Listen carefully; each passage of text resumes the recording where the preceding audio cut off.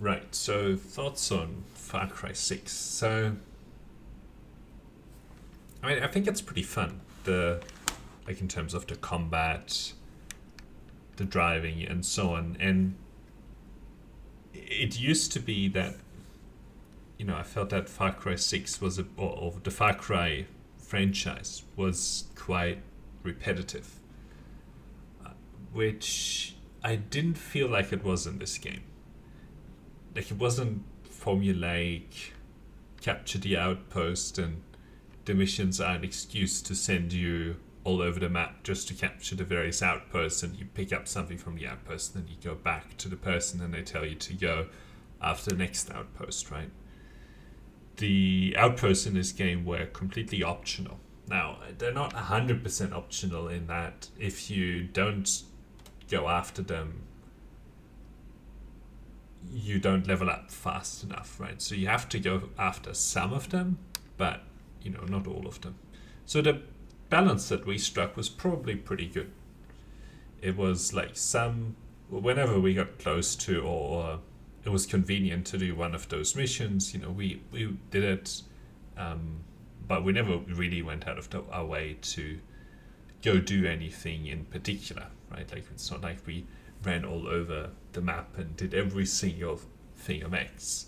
I know some people like doing that, and there's plenty of that available in this game. It's just not something that, it's not my cup of tea. I like to get the essence of the game rather than the volume, right? Like, to get the most of the fun. It's like the sort of the 80-20, right? Like, you get, well, it's probably even more than that, but you get most of what a game has to offer if you play like the majority of the main storyline, and maybe you do a little bit of side stuff here and there, right? I guess it depends on how much you like the gameplay loop as to how much else you do. So that's sort of the overall gameplay, combat, and so on. I like it. It's pretty good. It's pretty fun. Usually, I would prefer to have more of the weapons unlocked, like more of the things unlocked by just doing the normal story. Like, we never got to use one of the higher powered scopes. We only very late in the game got the best silencer, right? And we never found like any amazing. It's not like I was looking for it, but we never found any like amazing shotguns or anything like that, right? So it would have been cool if we had access to more of that stuff without necessarily going out of the way for it, to the extent that's probably required, and get access to it a little bit earlier. What else? So the story. I think there were some interesting decisions, although they didn't end up having a huge impact on the game.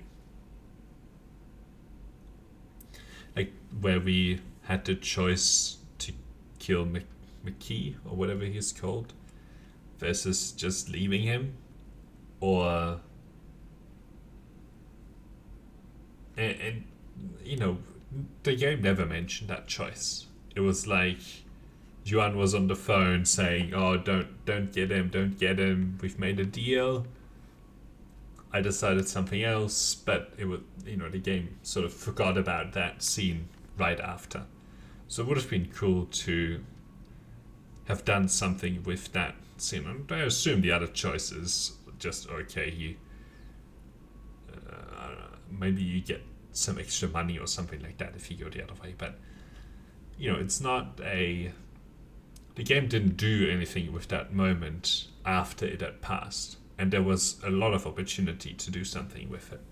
And the McKee storyline is actually probably the most sort of conflicting in the game, right? Because he's a businessman. He's probably doing some shady stuff, but, he also owns or looks after some of the fuel depots, right? Which is keeping the country, or the Yarra, sort of moving, right? and we go and we destroy it. And okay, you hurt the person, you hurt McKee's business interest, but people were buying his stuff as well and needing it, right? So you also have an impact on that. Oh, it's not real in the game. Like, everyone still has plenty of fuel, and it's okay. And anybody complains at you about it, but I don't know. It's a real part of it where it would have been cool to see more of that conflict emerge, I think. And the same with Maria, right? Like she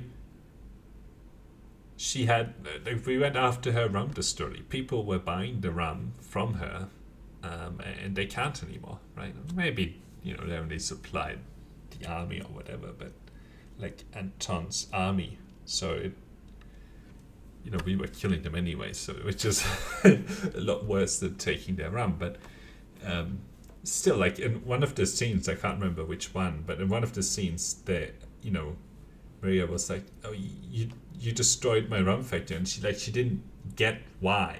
Like, she was like surprised by it, and that was kind of a real moment for me as well, which was kind of interesting.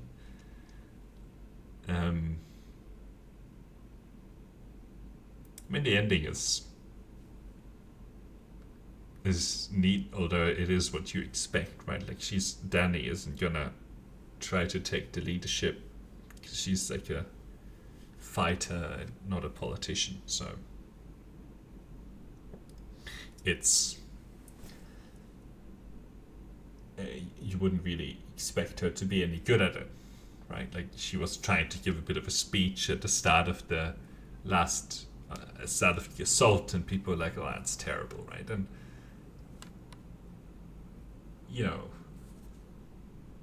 part of leadership is to convince people that what you're doing is important and needed, right? And if you can't do that, which Danny failed to do in that, like, people were inherently already going to do whatever was proposed, right?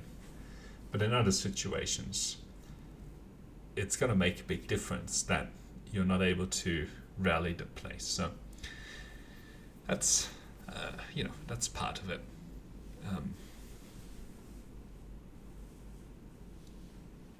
So yeah, I think the story was fine. Other than they could have done more with some of the moments, and it would have been neat to see that. It's a very diverse set of groups that we interacted with, right? Like the Monteras at the start, where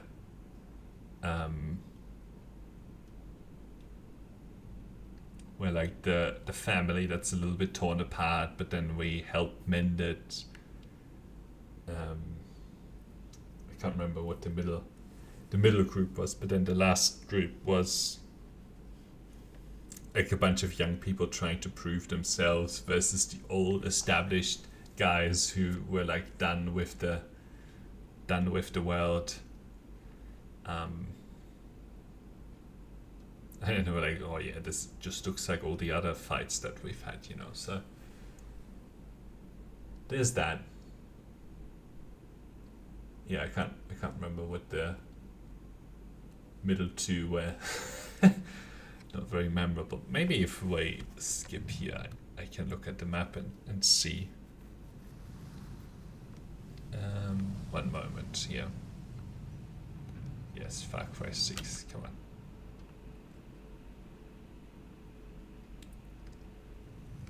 Okay. Battle of Esperanza.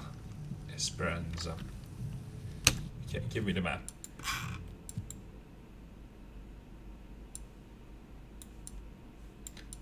Oh, these were like the hip hop guys, and Bembe, who was like the drug dealer. Or not drug dealer, but like the kinda bad guy, smuggling people and so on. So yeah, very diverse set of groups that we were interacting with, and which I think is pretty cool.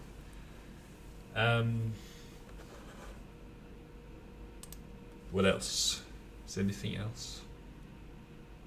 Well, it's a fairly long game, like on the longer side, right? Like it took us, I don't know, 20, 30 hours to actually finish it.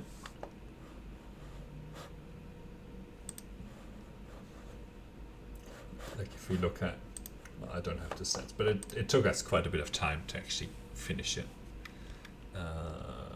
Shift F1, no, Shift F4. I don't know.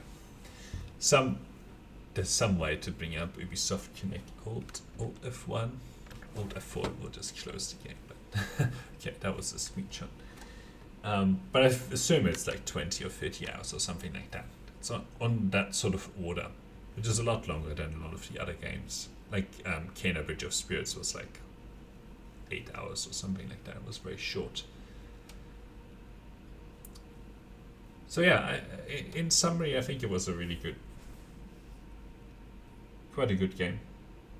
If you like the Far Cry franchise, you're probably going to like this installment of it. And you know, in the past, I wasn't convinced about this genre, this, I don't know, the Far Cry series, because it used to be kind of repetitive and it was kind of formulaic, but they seem to have departed from that a little bit, which is very good.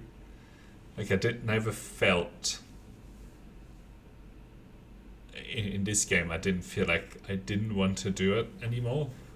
It was fairly well paced, I think, overall. It was always, I kind of want to keep going, you know. Like I probably now have had enough of it, but yeah. Anyway, so that's kind of my thoughts on the game. Overall, pretty good. So yeah, thanks for watching. Till next time. Bye.